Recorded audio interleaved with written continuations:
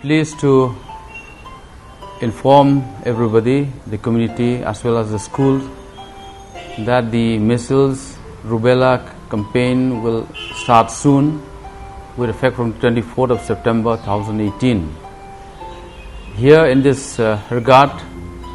the health functionaries along with other line departments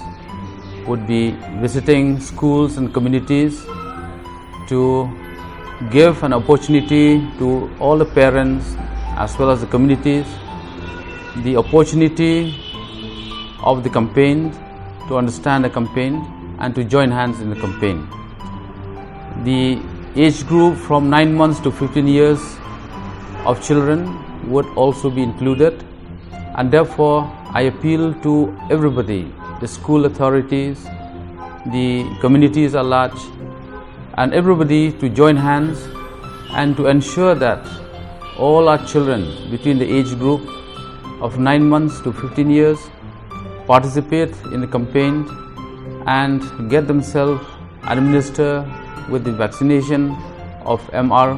vaccine, so that they'll be free from any kind of ailments in future.